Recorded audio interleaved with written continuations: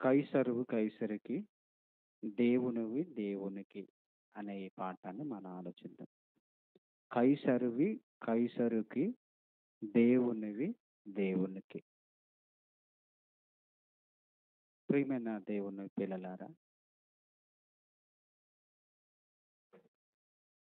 ఒకసారి మనము బైబిల్‌లో ఈ మాటను చూసే ముందు ఈ సందర్భాన్ని మనం ఆలోచన చేద్దాం. యేసుక్రీస్తు వారు ఈ భూమి మీద బ్రతికున్నప్పుడు ఆయన చేస్తున్న బోధలు ఈ సమాజాన్ని ఆకర్షించి అనేక మంది యేసుక్రీస్తు వైపు నడుస్తుంటే, ఆయన బోధలలో తప్పులు పట్టాలని, ఆయనని ప్రభుత్వానికి వ్యతిరేకంగా బోధలు చేస్తున్నాడని నిరూపించే ప్రయత్నము ఆ రోజు శాస్త్రులు, పరిసయ్యులు చేసినట్లు మనం చూడగలం. ఆయన బోధలలో తప్పులు పట్టాలని, ప్రభుత్వానికి వ్యతిరేకంగా బోధిస్తున్నాడని, ఇది యేసుక్రీస్తు వారి మీద వారు మోపిన నింద. అది ఆయన మాటల్లో ఆయన దానికి సమాధానం ఏం చెప్తాడా? ఆయనను ఒక ప్రశ్న వేద్దాం. ఈ ప్రశ్నల్లో చిక్కుల్లో పడతాడేమోనని ఈ ప్రశ్న వేశారు. అదే మత్తయి సువార్త. దయచేసి బైబిల్ కలిగిన వారందరూ చూడండి. మత్తయి సువార్త 22వ అధ్యాయము 19వ వచనం నుండి చూద్దాం. మత్తయి సువార్త 22వ అధ్యాయం 19వ వచనం నుండి మనం చూస్తే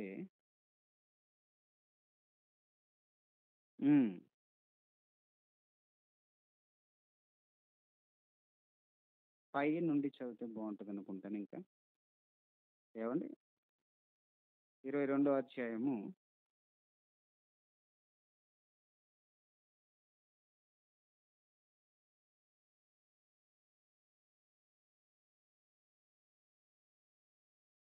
16వ వచనం నుండి 15 కూడా చదువుదాం. 15వ వచనం నుండి చదివితే బాగుంటుంది. అప్పుడు పరిసయ్యులు వెళ్ళి మాటలలో ఆయనను చిక్కుపరచవలెనని ఆలోచన చేయుచు, బోధకుడా, నీవు సత్యవంతుడవై ఉండి దేవుని మాటలు సత్యముగా బోధించుచున్నావనియు, నీవు ఎవరిని లక్ష్య పెట్టవనియు, మొహమాటం లేనివాడవనియు ఎరుగుదుము. అంటే చిక్కుల్లో పడివేయడానికి, యేసుక్రీస్తుని చిక్కుల్లో ఆయన మాటల్లో చిక్కులు పరచవలెనని ముందు పొగుడుతున్నారు. బోధకుడా, నీవు సత్యవంతుడు అయ్యుండి దేవుని మార్గమును సత్యముగా బోధించుచున్నావనియు, నీవు ఎవరిని లక్ష్య పెట్టవనియు, మొహమాటం లేనివాడవనియు ఎరుగుదుము. నీకేమి తోచుచున్నది? ఇప్పుడు ప్రశ్న అడుగుతున్నారు వాళ్ళు. నీకేమి తోచుచున్నది? కైసరుకు పన్నిచ్చుట న్యాయమా కాదా? మాతో చెప్పమని అడుగుటకు హేరోదీయులతో కూడా తమ శిష్యులను ఆయన యొద్దకు పంపిరి. ఏమండి, కైసరుకు పన్ను ఇచ్చుట న్యాయమా కాదా? ఏమండి, ఈ ప్రశ్న ఒక విధంగా జటిలమైనదే. ఈ ప్రశ్న కొంచెం యేసుక్రీస్తు వారిని ఇబ్బంది పెట్టించేదే. కానీ యేసుక్రీస్తు వారికి ఇలాంటి ప్రశ్నలకు సమాధానం చెప్పడం తెలుసు. ఇప్పుడు కైసరుకు పన్ను ఇయ్యొద్దు అని అన్నాడు అనుకో యేసుక్రీస్తు వారు, వెంటనే ఆ రోజు కైసరులు అంటే ఎవరండి? రోమా చక్రవర్తులను కైసరులు లేదా సీజర్ చక్రవర్తులు అంటారు. ఇప్పుడు రోమియోల పరిపాలన కింద ఉన్న ఇశ్రాయేలీలు, ఆ యూదులు పన్ను కట్టాలి, ప్రభుత్వానికి పన్ను కట్టాలి. ప్రభుత్వానికి పన్ను కట్టడం అనేది న్యాయం. ఏమండి, మనం కూడా ప్రభుత్వానికి పన్ను కడతామండి. పన్ను ఎప్పుడు కడతాం మనం? ఎప్పుడు పన్ను కడతాం మనం? జిఎస్టి అంటారు దాన్ని. కేంద్ర ప్రభుత్వం లెవెల్లో కట్టే పన్ను జిఎస్టి, గూడ్స్ సర్వీస్ ట్యాక్స్ అంటారు. గూడ్స్ అంటే గూడ్స్ వస్తువులు మనం ఏం కొన్నా, ఒక సబ్బు కొన్నా దాని మీద జిఎస్టి ఉంటుంది. ఒక పెన్ను కొన్నా, చిన్నది మనం ఏం కొన్నా ప్రతిదానికి మనము కడుతున్నాము జీఎస్టీ. ఆ జీఎస్టీతో కలిపి దాని ఖరీదుంటది. మరి ఎందుకండి మనము ఈ టాక్సులు మనం ఎందుకు కట్టాలి? ఈ జీఎస్టీలు మనం ఎందుకు కట్టాలి? అని ఒకవేళ మనకు ప్రశ్నొస్తే, ఏవండీ న్యాయమిది. ఎందుకంటే ఈరోజు ప్రభుత్వాలు చేస్తున్న పనులేంటంటే, రోడ్లు మనం వేయించలేదు, ప్రభుత్వాలు వేయించాయి. కరెంటు మనం వేయించలేదు, ప్రభుత్వాలు వేయించాయి. ఇలా ప్రభుత్వాల ద్వారా అనేక పనులు జరుగుతున్నాయి. వాటిని చేయడానికి ప్రభుత్వానికి పన్ను కట్టాలి. టాక్స్ కట్టాలి. కాబట్టి ఇప్పుడు యేసుక్రీస్తు వారిని వాళ్ళడిగిన ప్రశ్నేంటంటే, కైజరుకు పన్ను కట్టుట ఏవండీ 17 వచనంలో నీకేమి తోచుచున్నది? కైసరుకు పన్నిచ్చుట న్యాయమా? కాదా? మాతో చెప్పమని అడుగుటకు హేరోదీయులతో కూడా తమ శిష్యులను ఆయన యొద్దకు పంపిరి. మళ్ళీ ఎవరు? హేరోదీయులు. ఎవరు వీళ్ళు? హేరోదు రాజుకు సంబంధించిన వాళ్ళు. వాళ్ళతో కలిపి శాస్త్రుల పరిశీలు తన శిష్యులను కలిపి యేసు యొద్దకు పంపి ఈ ప్రశ్న అడిగారండి. అప్పుడు యేసుక్రీస్తు వారు చెప్పిన సమాధానం ఏవండి? యేసుక్రీస్తు వారు చెప్పిన సమాధానాన్ని మనం చూస్తే, యేసు వారి చెడుతనమునెరిగి 18వ వచనం. యేసు వారి చెడుతనమునెరిగి, వేషధారులారా నన్నెందుకు శోధించుచున్నారు?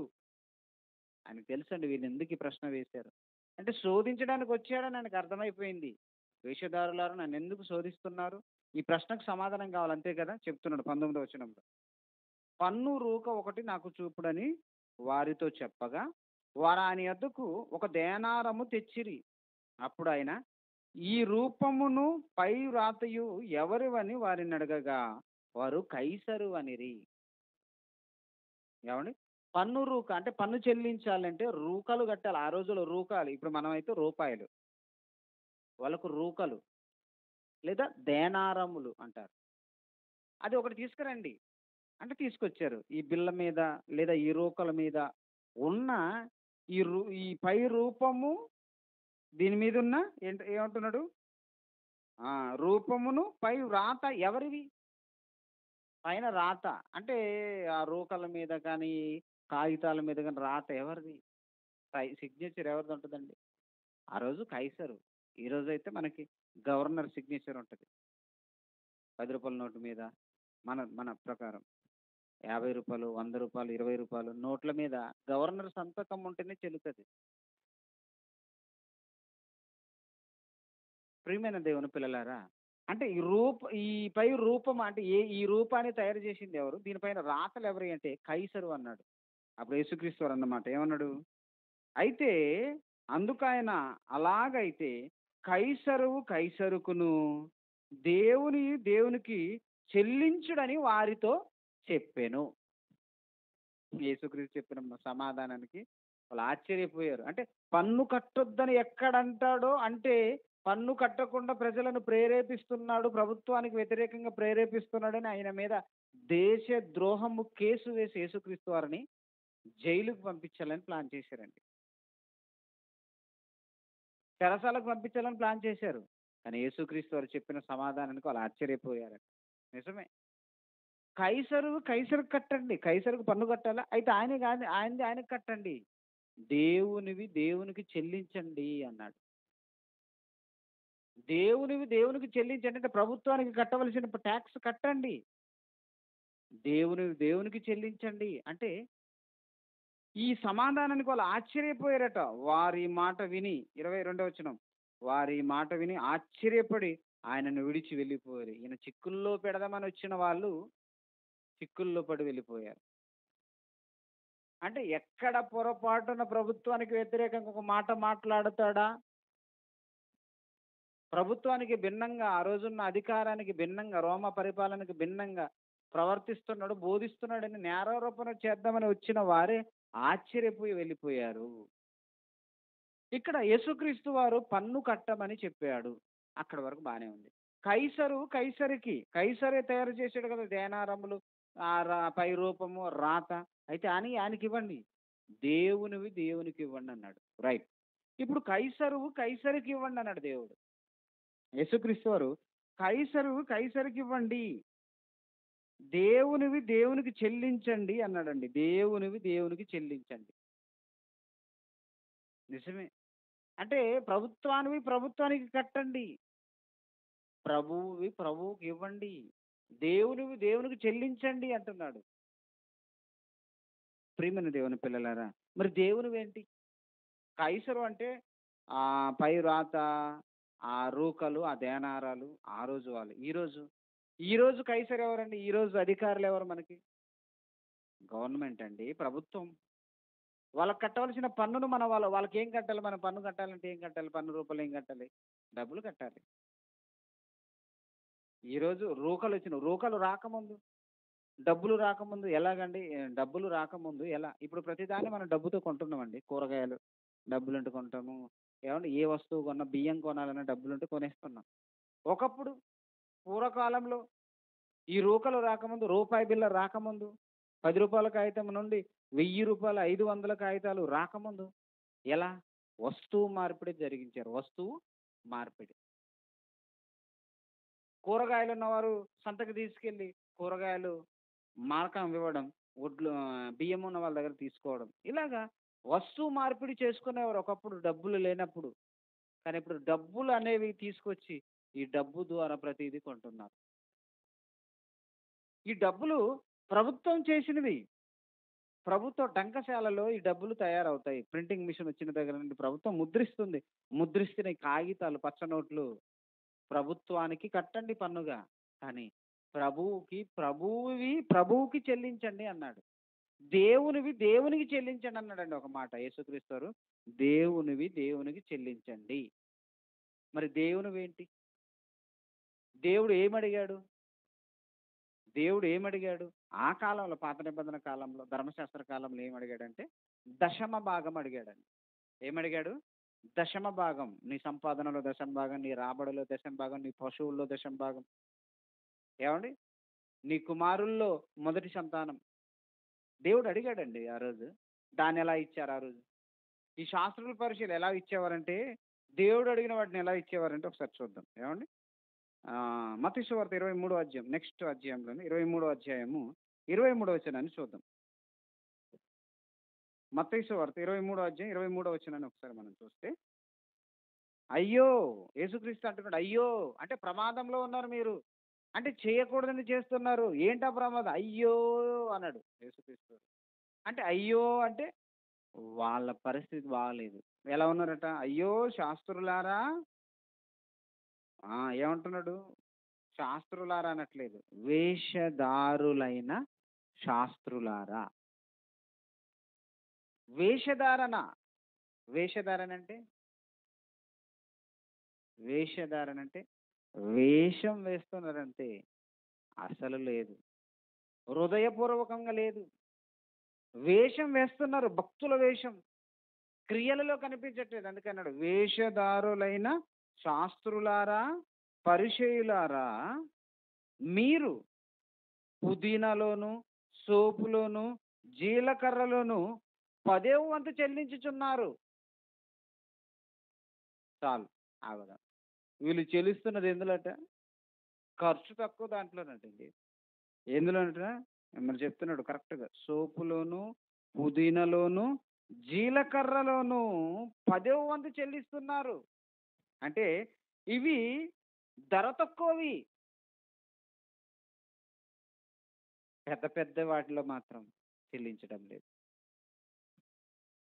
అంటే దేవుడు 10వ భాగం ప్రతి దానిలో ఇవ్వమన్నాడు. నీ రాబడి అంతటిలో అన్నాడు పాత నిబంధన కాలంలో. నీ రాబడి అంతటిలో 10వ వంతు నాది. అది నాకు చెల్లించండి. అది నా సొమ్ము. దానిని మీరు దొంగిలించొద్దు అన్నాడు పాత నిబంధనలో. ఇశ్రాయేలుతో అన్నమాట అండి. 10వ భాగం నాదది. మీరు దాన్ని ఇవ్వకపోతే మీరు దొంగిలించిన వారితో సమానం అన్నాడు. నీ రాబడి అంతటిలో వీళ్ళేం చేస్తున్నారు? వీళ్ళకి అదొకటే రాబడా? శాస్త్రుల పరిశీలకు రాబడి ఈ జీలకర్ర, పుదీనా, ఏవండి సోపు ఇదేనా రాబడి? అంటే దేవునికి ఇవ్వవలసినది దాచిపెట్టి తక్కువ ఖరీదైనవి, ఖర్చు తక్కువైనవి ఆ రోజు తీసుకొచ్చారు. కానీ అది సరైనది కాదు. హేబేలు, అవ్వ ఆదాముల మొదటి కుటుంబంలో పుట్టిన పిల్లలు. రెండో వాడు హేబేలు. దేవుడికి అర్పణ తీసుకొచ్చాడండి. ఆ రోజు ఆజ్ఞగా లేదు. నాయనా నువ్వు 10వ భాగం నాకివ్వాలని ఆజ్ఞగా లేదు. కానీ హేబేలు బలి అర్పించడానికి తన మందలో నుండి కొవ్వినవి తీసుకొచ్చాడు. అంటే మంచిది, శ్రేష్టమైనది తీసుకొనొచ్చాడు. శ్రేష్టత అంటే దేవునివి దేవునికివ్వాలి అనే మంచి భావనతో తీసుకొచ్చాడండి. పరిపూర్ణమైన హృదయముతో. కయ్యను తెచ్చాడు. ఏదో ఇవ్వాలి కాబట్టి. శ్రేష్టమైనది దేవుడు కోరుకుంటాడు. అంటే దేవునివి దేవునికి ఇవ్వాలి.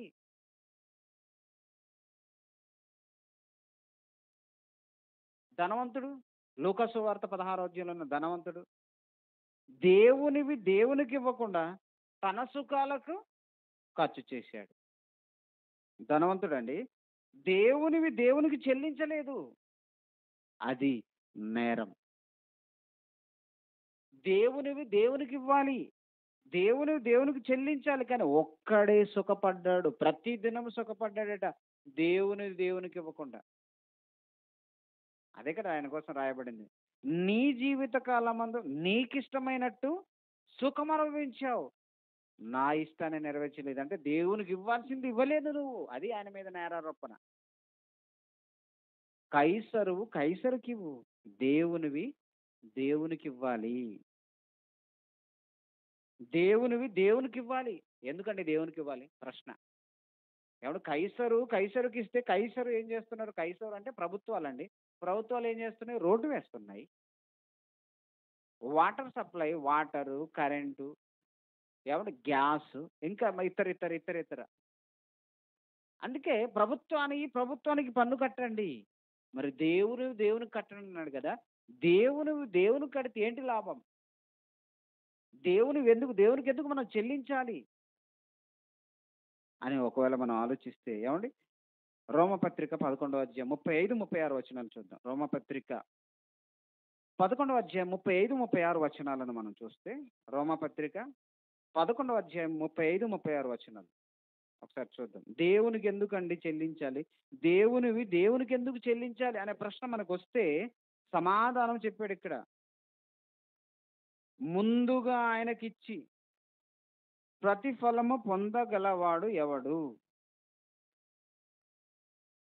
ఆయన మూలముగాను ఆయన ద్వారాను ఆయన నిమిత్తము సమస్తము కలిగి ఉన్నవి. చాలు. దేవునికి ఎందుకు ఇయ్యాలో చెప్తున్నాడు. ఆయన ద్వారాను ఆయన నిమిత్తమును సమస్తము కలిగి ఉన్నవి. అన్ని దేవుడు అండి. దేవునివి దేవునికి ఇవ్వమన్నాడండి. నావి నాకు ఇవ్వండి, అందులో 10వ భాగం ఇవ్వమని ఆ రోజు వాళ్ళకి చెప్పాడు. ఈరోజు క్రొత్త నిబంధనలు మనకు శ్రేష్టమైనవి అంటే నువ్వు హృదయపూర్వకంగా దేవుని కోసము ఇవ్వాల్సింది ఇవ్వు అన్నాడు. ఎందుకు ఇవ్వాలి అంటే చెప్తున్నాడు. అక్కడ ముందే చెప్పాడు. ముందుగా ఆయనకిచ్చి ప్రతిఫలము పొందగలవాడు ఎవడు? దేవునికి ఇచ్చే వాటిలో కూడా ముందుగా ఇవ్వాలట. ముందుగా ఇచ్చి నువ్వు ప్రతిఫలం పొందుతావు.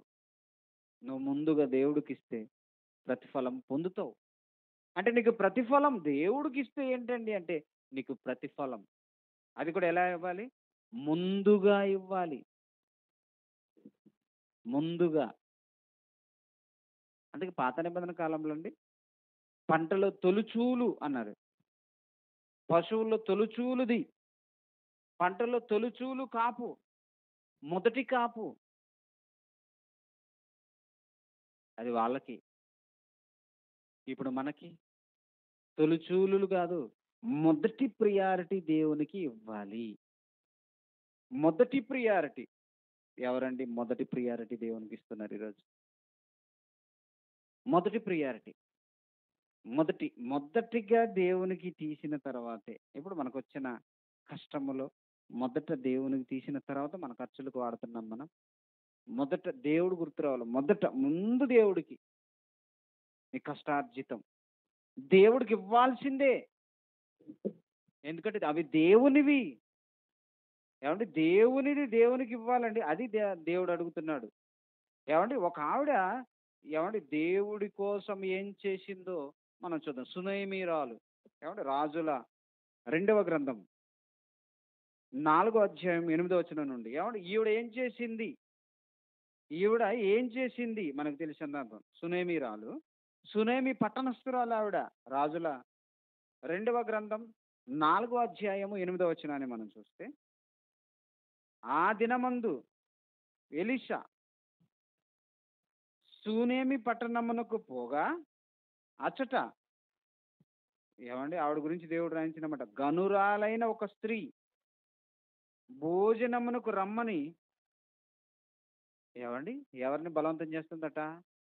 ఎలీషా ప్రవక్తని. భోజనమునకు రమ్మని బలవంతం చేస్తుందట. ఎందుకు చేస్తుందండి? ఏం అవసరం అండి ఆవిడకి? ఏవండీ భోజనము కావాలంటే పెట్టాడంటే అర్థం ఉంది. ఎలీషా ప్రవక్త నాకు భోజనం చూడమ్మా అంటే భోజనం పెట్టాడంటే అర్థం ఉంది. ఇక్కడ ఈవిడ పరిస్థితి చూడండి. బలవంతం చేస్తుందట ఆవిడ. బలవంతం చేస్తుంది. భోజనమునకు రమ్మని ఆమెను బలవంతము చేసెను. గనుక అదనమాట. ఆవిడ ఎంత గొప్పదో మనం ఆలోచించాలి. బలవంతం చేసిందట. బలవంతం చేయడం ఏంటంటే దేవుని దైవజనుడికి చేస్తే నేను దేవునికి చేసినట్టే. దేవునివి దేవునికి చేయాలి. అది ఆ మనసు అండి ఆవిడది. బలవంతం చేసిందట. బలవంతం చేస్తుందట. ఆవిడ బలవంతానికి ఎలీషా గారు వచ్చినప్పుడల్లా ఆవిడ దగ్గరికి ఆ పట్టణానికి వెళ్ళినప్పుడు వాళ్ళ ఇంట్లో బస చేసేవాడట. ఇదంతా చూసింది. చూసి మళ్ళీ ఏం చేసింది? తర్వాత ఏమండి పదో వచనం. తన భర్తతో అంటుంది. ఇంత భోజనం పెట్టడమే కాకుండా తర్వాత అంటుంది. కావున మనం అతనికనగా ప్రవక్తకి గోడ మీద ఒక చిన్న గది కట్టించి అందులో అతని కొరకు మంచము, బల్ల, పీట, దీపస్తంభము ఉంచుదము.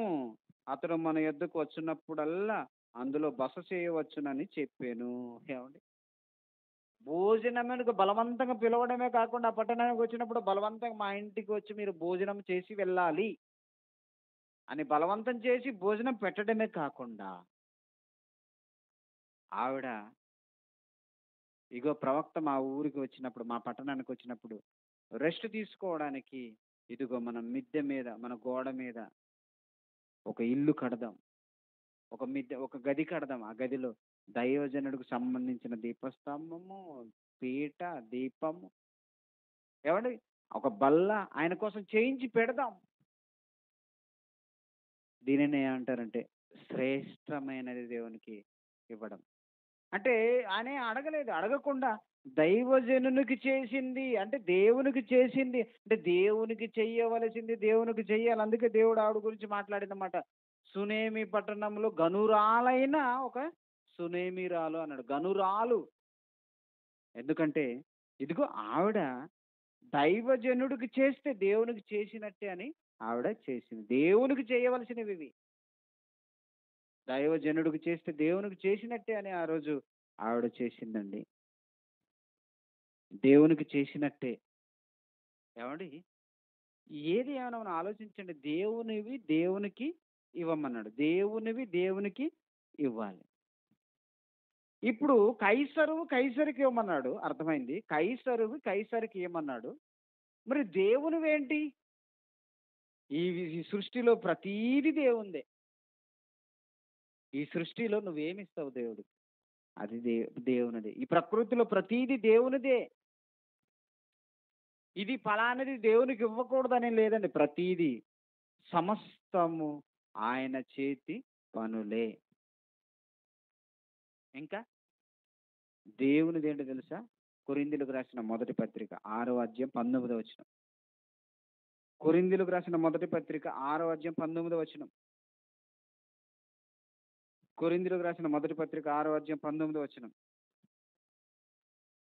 చెప్తున్నాడు భక్తుడు ఇక్కడ. మీ దేహము దేవుని వలన మీకు అనుగ్రహింపబడినది. ఏవండీ ఈ దేహము, నీ శరీరము దేవుని వలన నీకు అనుగ్రహింపబడింది. ఎవరి వలన? దేవుని వలన. ఎవరిచ్చారు దేహమును? దేవుడిచ్చాడు. దేహము దేవుడిచ్చాడు. దేవుడిచ్చిన ఈ దేహాన్ని దేవుని కోసము ఖర్చు పెట్టు. నీ దేహము దేవుని వలన నీకు అనుగ్రహింపబడింది. నీలో ఉన్న పరిశుద్ధాత్మకు ఆలయం. మనలో ఉన్న పరిశుద్ధాత్మకు ఆలయం నీ దేహం. ఇది దేవుని వలన అనుగ్రహింపబడింది. దేవుని వలన మనకు అనుగ్రహింపబడింది ఈ దేహం. అందుకే దేవునివి దేవునికి చెల్లించుడు. కైసరు కైసరుకి ఇవ్వండి, దేవునివి దేవునికి ఇవ్వండి. దేవుడు ఇవ్వండి ఏముందండి? ఈ ప్రకృతి అంతా దేవుడిచ్చింది. ఈ దేహము దేవుడిచ్చింది. ఈ దేహములో ఆయుస్సు దేవుడిచ్చింది. కాలం, నీకు సమయం, నీకు ఆయుష్ కాలం ఇచ్చింది దేవుడే. ఈ దేహాన్ని ఇచ్చింది దేవుడే. ఇంకా నీకు ఆరోగ్యాన్ని ఇచ్చింది దేవుడే. నీకు ఐశ్వర్యం ఇచ్చింది దేవుడే. ఇంకా నీ గర్భాన పుట్టిన పిల్లలను కూడా నీకు ఇచ్చింది దేవుడే. 127వ కీర్తన 3వ వచనం, గర్భఫలము యెహోవా ఇచ్చు బహుమానం. రెఫరెన్స్ మనకు తెలిసినే కదా, ఈజీ. ఈ పాఠం చాలా ఈజీ అండి. గర్భఫలము దేవుడిచ్చు బహుమానం. ఎవరిచ్చేది గర్భఫలం? దేవుడిచ్చేది. అంటే పిల్లలను ఎవరు ఇస్తున్నారు? దేవుడు ఇస్తున్నాడు. ఇప్పుడు యేసుక్రీస్తు మాటను అప్లై చేసుకుందాం. దేవునివి దేవునికి ఇవ్వండి. కైసరు కైసరికి ఇవ్వండి. ప్రభుత్వానికి కట్టవలసిన పన్ను ప్రభుత్వానికి కట్టండి. ప్రభువు కోసం ఇవ్వవలసింది ప్రభువు ఇచ్చినవి ప్రభువుకి ఇవ్వండి. దేవునికి ఇవ్వండి. గర్భఫలము దేవుడిచ్చి బహుమానం. మరి మన గర్భఫలాన్ని ఎవరి కోసం ఇవ్వాలి? దేవుని కోసం ఇవ్వాలి. దేవుని సేవ కోసం ఇవ్వాలి. అది న్యాయం అండి. ఎవరిచ్చినవి వాళ్ళకి తిరిగి ఇవ్వడం న్యాయం. ప్రభుత్వానికి పన్ను కట్టడం న్యాయం, ఎందుకంటే మన పనులు అది చేస్తుంది. అలాగనే ప్రభువుకి ఇవ్వడం న్యాయం, ఎందుకంటే ప్రభువు ఇచ్చినదే. ఈ ఆయుస్సు కాలం, నీ కాలం, నీ సమయం దేవుడికి ఇవ్వాలి. ఎందుకంటే నీకు ఆయుస్సు కాలం ఇచ్చింది దేవుడు. ఆయుస్సు కాలం ఇచ్చింది దేవుడు అండి. ఏమండి, సమస్తము దేవుని అండి. నీ దేహము దేవునిది, నీ గర్భఫలము దేవునిది, నీకున్న సమస్త ఆస్తులు దేవునివి. అలా ఉంటారండి మనుషులు? అలా ఉండగలరా? అంత నాది నాది అనుకునే లోకం కదండి. నాది నాది నాది నాది నాది కాదు, దేవునిది అనేవారు ఎవరున్నారు చెప్పండి? నాది కాదు, నాది కాదు, దేవునిది, దేవునిది, దేవునిది అనేవారు ఎవరన్నారు? మొదటి శతాబ్దంలో ఉన్నారండి సంఘం. అపోస్తలుల కార్యంలో 4:32 ముగించుకుందాం. అపోస్తలుల కార్యంలో 4:32 మనం చూస్తే, అపోస్తలుల కార్యంలో 4:32 విశ్వసించిన వారందరూ, మొదటి శతాబ్దపు క్రైస్తవ్యం వాళ్ళు ఎలా ఉన్నారో చెబుతున్నాడు. విశ్వసించిన వారందరూ ఏక హృదయమును ఏకాత్మయు గలవారై ఉండిరి. ఎవడును, ఇది ఇంపార్టెంట్, ఎవడును తనకు కలిగిన వాటిలో ఏదియు తనదని అనుకొనలేదు. బా, ఎవడును తనకు కలిగిన వాటిని ఎవడును తనదని అనుకోలేదు. వాళ్ళకు ఉన్నాయి, ఇల్లులున్నాయి, ఆస్తులున్నాయి, భూములున్నాయి, సంపాదన ఉంది, కానీ వారిది అనుకోలేదట. అవన్నీ సమిష్టిగా ఉంచారట. మనం కూడా ఈ మనసుతో ఉండాలండి. దేవునిది, దేవునిది, దేవునిది. పిల్లలు, నాకు ఇచ్చిన పిల్లలు దేవుని పిల్లలు. అప్పుడు నువ్వు దేవుని పని చేపిస్తావు పిల్లలతో. నీకు కారు ఉందా? అయితే దేవునిది, నాది కాదనుకోవాలి. అప్పుడు కారు దేవుని కోసం వాడతావు. ఇల్లుందా? ఇది నాది కాదు, దేవుడిచ్చింది అనుకుంటే ఇంటిని దేవుని కోసం వాడతావు. ఎవ్రీథింగ్. నీకు ఆటో ఉందా? ఇది దేవుడిచ్చింది, నాది కాదు దేవుడిచ్చింది. దేవునిది దేవునికి ఇవ్వాలంటే దేవుని పనికి వాడతావు. లాజిక్ అండి. అన్నీ దేవునివి. కాబట్టి అన్నీ మనం వాడతాం. బైకా, కారా, ఏవైనా దేవుని పనికి మనం సర్వం వాడాలండి. ఎందుకంటే దేవుడివి దేవునికి ఇవ్వండి. కైసరువి కైసరుకి ఇవ్వండి అన్నాడుగా యేసుక్రీస్తు వారు. తనకంటూ ఏమీ లేకుండా బ్రతికాడండి. అన్ని దేవునివే అన్నాడు. ప్రియమైన దేవుని పిల్లలారా, దేవునివి దేవునికివ్వాలి. కనుక ఈ ప్రకృతి అంతా దేవునిది. నీ దేహము దేవునిది. నీ గర్భఫలము దేవునిది. నీ ఆయుస్సు దేవుడిచ్చింది. మరి నీ ఆయుస్సులో కాలం, నీ సమయాన్ని దేవుడికిస్తున్నావా? నీ శరీరాన్ని దేవుడికిస్తున్నావా? నీ దేహము దేవుడి వలన నీకు అనుగ్రహింపబడిందన్నాడు. ఇంకేంటండి? దేవునికివ్వాలంటే అన్నీ దేవునివే. అన్నీ దేవుని కోసం వాడాలి. అన్నీ దేవుని కోసం వాడాలి. అన్నీ ఎవ్రీథింగ్, ప్రతీది దేవుని కోసం నువ్వు వాడడం అలవాటు చేసుకుంటే, మన దగ్గర ఒక పాట ఉంది కదా! ఈ లోకమే నీ కోసమే చేశాడుగా ఆ దేవుడు. తన కోసమే బ్రతకాలని ఉంచాడుగా, అదే తన కోసమే బ్రతకాలని నీకుందిగా నీ ఊపిరి. మరి ఎందుకు భూమి మీద ఏదేదో చేద్దామని. మంచి పాటండి. ఏవండి? ఇలా అంటే మొత్తము దేవునివే. కాబట్టి ఎందుకు? ఎందుకు ఇది చేద్దాం, అది చేద్దాం? దేవునిది గదా! ఈ జీవితం దేవునికిచ్చేద్దాం. దేవునిది గదా! దేవునికి అంకితం చేసేద్దాం. ప్రియమైన దేవుని పిల్లలారా ఆలోచించండి. దేవుడు అనుకున్నవాడు దైవ కార్యక్రమాలకు పరిగెత్తుకొనొస్తాడు. ఈ బ్రతుకు దేవునిదనుకున్నవాడు, అసలు ఈ జీవితమే దేవునిదనుకున్నవాడు దేవుని కోసం పరిగెత్తుతాడండి. దేవుడు ఆరోగ్యమిచ్చి, శరీరమిచ్చి, ఆరోగ్యమిచ్చి, పనిచ్చి, మనల్ని దేవుడు చక్కగా చూస్తుంటే, ఇది దేవుడిచ్చింది, దేవుని కోసం వాడాలి అనుకుంటే, ఎక్కడికైనా దేవుని కోసం బయలుదేరుతాడు. బద్ధకిస్తున్నాడంటే, ఇది నాదనుకుంటాడు అంతే. నాదనుకుంటున్నాడు. దేహం నాదనుకుంటున్నాడు. ఇది నా పని అనుకుంటున్నాడు. దేవునిదనుకుంటే ఏదైనా మనం విడిచిపెట్టి వెళ్ళిపోతాం. దేవుని కోసం. ఒక పాటుందండి. నేను చిన్నప్పుడు విన్నా. ఇదిగో దేవా నా జీవితం, నా పాద మస్తకం నీకే అంకితం. శరణం శరణం అనే ఒక పాట ఉంది కదా! మంచి పాటే. ఇదిగో దేవా నా జీవితం, నా పాద మస్తకం నీకే అంకితం. నిజమేనా? జీవితము, ఇదిగో దేవా నా జీవితం అంటున్నాడు భక్తుడు. అంటే నా జీవితమే, నా పాద మస్తకం నీకే అంకితం అంటున్నాడు. అంటున్నాడంటే నిజం అది. దేవునిదిది. జీవితం ఆయనదండి. నీకు జీవితాన్ని ఇచ్చింది దేవుడు. జీవితం ఆయనది. మరి ఆయన కోసం నువ్వు జీవించకపోతే, ఆయన కోసం నువ్వు చేయకపోతే ఆయన బాధపడతాడు. ఏమండి?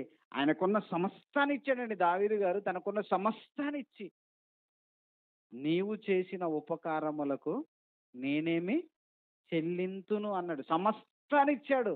ఆయన ఎంత ఇచ్చాడు? గుండె ఆగిపోయింది మనకి. అంతిచ్చి, నీవు చేసిన ఉపకారములకు నేనేమి చెల్లింతును. నేనిచ్చేది ఏం సరిపోయిద్ది ప్రభువా అన్నాడు. ఒకసారి ఆ సందర్భాన్ని మనం చూద్దాం. ఏమంటే రాజుల దినవృత్తాంతంలో మొదటి గ్రంథం 29వ అధ్యాయం చూద్దాం.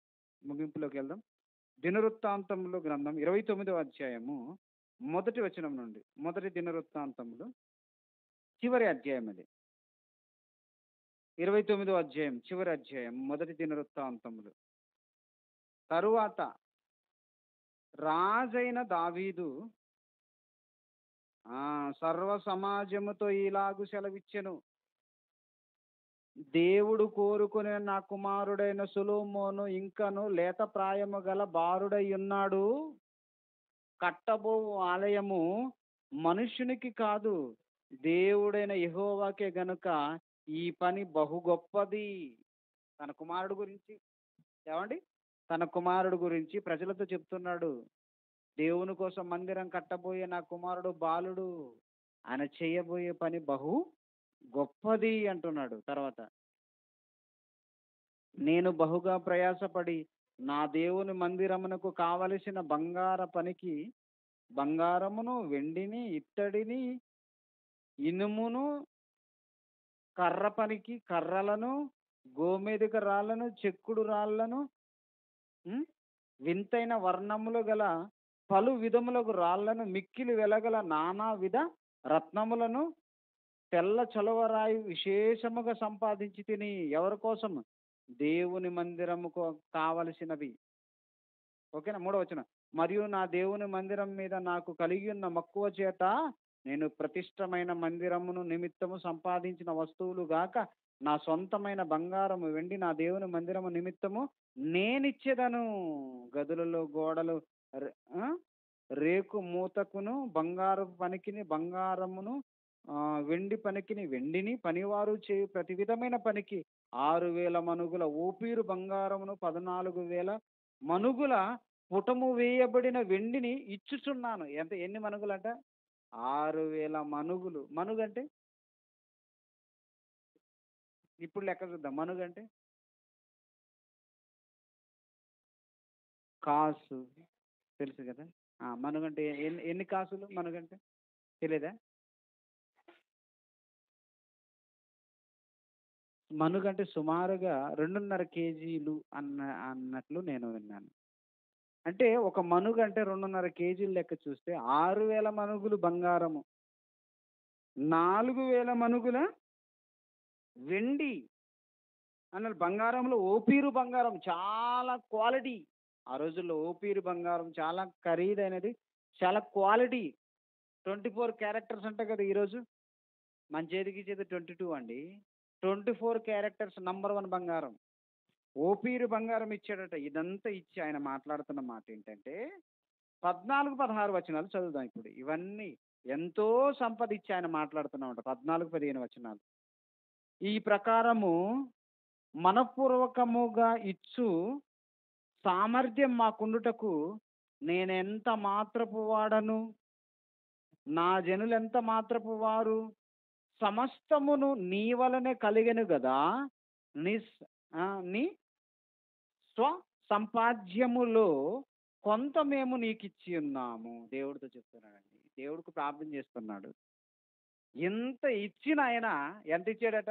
6,000 మనుగుల బంగారము, ఏమండి, 14,000 మనుగుల పుటము వేయబడిన వెండి, 6,000 మనుగుల ఓపీరు బంగారము, 14,000 పుటము వేయబడిన, ఏమండి, 14,000 మనుగుల పుటము వేయబడిన వెండి. 6,000 మనుగులే కేజీలే. 2.5 కేజీలు ఒక మనుగు అయితే లెక్క చూడండి ఒకసారి. 2.5 కేజీలు ఒక మనుగు అయితే 6,000 మనుగులు. 6,000 ఇంటూ 2.5 చేయండి. ఎన్ని కేజీలు వస్తాయో? 12, అవి ఒక 6, 18, 18,000 కేజీలు బంగారం. ఇంతిచ్చి ఆయన అంటున్నమాట. ఏమన్నా ఎంత గొప్పవాడంటే ఏమంటున్నాడు? ఈ ప్రకారం మనపూర్వకంగా ఇచ్చు సామర్థ్యము మాకుండుటకు నేనెంత మాత్రపు వాడను. ఎంత ఇచ్చి నేనెంత మాత్రపు వాడనయ్యా, నా జనులు ఎంత మాత్రపు వారు, సమస్తము నీ వలనే కలిగెను కదా. నీ సుసంపాద్యములో కొంత మేము నీకిచ్చాను. కొంత దేవా కొంతే ఇచ్చాం మేము. అంత ఇచ్చి ఆయన మాట్లాడుతున్నమాట కొంత. ఆయన రాజు అండి. రాజుకు ఉన్న ఆయన రాజ్యము దేవుడి కోసం సంపాదించిన బంగారమే కాకుండా తన సొంత బంగారం కూడా ఇచ్చాడట. ఇంత ఇచ్చి ఆయనే మళ్ళీ అన్నాడు కీర్తన గ్రంథంలో, నీవు చేసిన ఉపకారములకు నేనేమి చెల్లింతును. ఈ సుసంపాద్యమంతా సమస్తము నీ వలనే కలిగెను గదా! నీ వలనే కలిగెను గదా! ఆ మాట చూడు ఎంత బాగుందో. నీ వలనే కలిగెను గదా! 15వ వచనం కూడా చదివితే, మా పితరులందరి వలె మేమును నీ సన్నిధిని అతిథులమును, పరదేశులమునై ఉన్నాము. మా భూనివాస కాలము నీడ ఎంత అస్థిరము. స్థిరముగా ఉన్నవాడు ఒకడునూ లేడు. మా దేవా యెహోవా, నీ పరిశుద్ధ నామము యొక్క ఘనత కొరకు మందిరమును కట్టించుటకై మేము సమకూర్చిన ఈ వస్తు సముదాయమును నీ వలన కలిగినదే. అంతయు నీది అయి ఉన్నది. బా! ఎంత మంచి మాట. నేనిచ్చాను, నేనిచ్చాను, నేను కట్టాను దేవుని కోసం, నాది అనట్లేదు ఆయన. ఎంత ఇచ్చి, ఎంత చేసి, సమస్తము నీ వలనే కలిగినదే. ఇదంతా నీదే కదా! సమస్తము నీ వలన కలిగినదే, అంతయు నీదయ్యున్నది. అంటే దావీదు గారండి దేవునివి దేవునికి చెల్లించాడు. అది. కైసరుకు ఇయ్యమన్నాడు యేసుక్రీస్తు వారు. దేవునివి దేవునికి చెల్లించమన్నాడు. మరి దేవునివి దేవునికి చెల్లించాలంటే నీ జీవితము దేవునికి నువ్వు ఇచ్చినా సరిపోదు. నీ జీవితం ఇచ్చినా దేవునికి సరిపోదు. ఎందుకంటే నీ జీవితమే దేవునిది. మన బ్రతుకే దేవునిది. దేవుడిచ్చినది దేవునికి ఇవ్వడానికి ఎందుకండి మనిషి బాధపడుతున్నాడు, ఆవేదన చెందుతున్నాడు? దేవుడిచ్చిన కాలాన్ని దేవుడికి ఇవ్వడు. టైం దేవుని సన్నిధిలో గడపడానికి మనం సమయాన్ని ఇవ్వమండి. నీకు సమయం ఇచ్చింది దేవుడు. మర్చిపోద్దు. మనకు సమయాన్ని ఇచ్చింది దేవుడు. సమయాన్ని మన కోసమే మనం ఎక్కువ వాడుతున్నామా? దేవుని కోసం వాడమా? దేవుని మాటలు వినడానికి వాడమా? దేవుని సన్నిధికి రావడానికి వాడమా? ఆలోచించండి. దేవుడిచ్చింది సమయం. దేవుడు సమయాన్ని తగ్గించే వరకు మనం దేవుని విషయంలో నేరస్తులుగా మనం ఉండొద్దు. కనుక కైసరికి, దేవునివి దేవునికి ఇవ్వాలి. దేవునివి దేవునికి ఇచ్చే స్థితిలో ఎక్కడున్నారండి? దేవుని దగ్గర ఇంకేం కొల్లగొడదామని అడుగుతున్న వారే ఎక్కువ మంది ఉన్నారు. దేవా నాకు అది, ఇది, ఇది, అది. మరి దేవునికి ఏమి ఇయ్యవా? ఇవ్వాలి. దేవునివి దేవునికి ఇవ్వాలి. ప్రభుత్వానికి కట్టవలసింది ప్రభుత్వానికి కట్టాలి. అందుకే ప్రభుత్వానికి కట్టేదాన్ని ఏమంటారంటే జీఎస్టీ అంటారు. జీఎస్టీ కట్టాలి మనం. వద్దనే కుదరదు. వాడు ఆల్రెడీగా దాని ఖరీదు జీఎస్టీతోనే కల్పిస్తాడు. ఓకే. మరి దేవునికి కట్టాల్సింది కట్టవా? ఇది కూడా జీఎస్టీనే. ఈ జీఎస్టీ అంటే తెలుసా? జీ అనగా గాడ్. అంతే కదా? ఎస్ అనగా సర్వీస్. టీ అనగా ట్యాక్స్. జీఎస్టీ ఇది కూడా జీఎస్టీనే. Goods service tax. Government GST అంటే goods service tax. Goods service tax కట్టాలి మనం. ఎక్కడ కట్టాలి? ఈ భూమి మీద ఉన్నప్పుడే కట్టాలి. కడితేనే ప్రయోజనం. కట్టడం అంటే డబ్బు కట్టడం కాదు. నీ జీవితాన్ని దేవుని కోసం పణంగా పెట్టాలి. లేదంటే పరలోకం మనకి రాదు. జీవితాన్ని ఇవ్వకుండా తన ఇష్ట ప్రకారమే తన ఇష్టాన్ని నెరవేర్చుకుంటూ ఈ భూమి మీద తన ఇష్ట ప్రకారం బ్రతికిన ఒక ఆయన ఉన్నాడు. ఆయనే ధనవంతుడు. జీవితాన్ని ఇవ్వలేదు. ప్రతి దినం ఏం చేశాడట? సుఖపడ్డాడట. ప్రతి దినము సుఖపడ్డాడు. ప్రతి దినము సుఖపడ్డాడు. ప్రతి దినము సుఖపడ్డందుకు, జీవితాన్ని ఇయ్యనందుకు, దేవునికి ఇయ్యనందుకు ధనవంతుడు వెళ్ళాడు ఎక్కడికి? పాతాళ గుండానికి. కనుక దేవునికి ఇవ్వకపోతే, నీ జీవితం దేవునికి ఇవ్వకపోతే, నీ కష్టార్జితం దేవునికి ఇవ్వకపోతే, నీ ఇల్లు దేవునికి ఇవ్వకపోతే, నీ కారు దేవునికి ఇవ్వకపోతే, నీకున్న ప్రతి వస్తువు దేవుని పనిలో నువ్వు వాడకపోతే నష్టపోయేది నీవే. నష్టపోతావు. తీరని నష్టం. సుఖపడితే ఈ భూమి మీద సుఖపడతాను అనుకుంటున్నాం. లేదు, మనం నష్టపోతున్నాం అన్న సంగతి తెలియదు. ఆ నష్టం ఇప్పుడు తెలియదు. ఎప్పుడు కన్ను మూస్తాం అప్పుడు తెలుస్తుంది ఆ నష్టం. అయ్యో నేను ఎంత నష్టపోయానని అప్పుడు బాధపడతాం. శాస్త్రులు పరిచయలాగా వాళ్ళలాగా మనం ఇవ్వద్దండి. వాళ్ళు ఎలా ఖరీదు తక్కువ వాటిలో దేవుడికి ఇచ్చారట. పుదీనా, జీలకర్ర, సోంపు. ఖరీదైన మాత్రం వాటిలో ఇవ్వలేదు. వద్దు. యేసుక్రీస్తులాగా మన జీవితాన్ని ఇద్దాం. యేసుక్రీస్తు తన జీవితాన్ని ఇచ్చాడండి దేవుని కోసం. ప్రాణమే పెట్టాడు దేవుడి కోసం. ప్రాణం కంటే ఖరీదైనదేమీ లేదు. ఈ దేహాన్ని ఇచ్చింది దేవుడే. నీకు గర్భఫలాన్ని ఇచ్చింది దేవుడే. నీకు ఆయుష్‌నిచ్చింది దేవుడే. నీకు అంతస్తునిచ్చింది దేవుడే. ఈ స్థితిలో నిన్ను ఉంచింది దేవుడే. కనుక దేవునికి ఇవ్వడంలో మనం ఎందుకు వెనకాడాలి? వద్దు. దేవునికి చెల్లిద్దాం. మరణం తర్వాత దానికి ప్రతిఫలాన్ని అనుభవిద్దాం. ప్రార్థన చేసుకుందాం.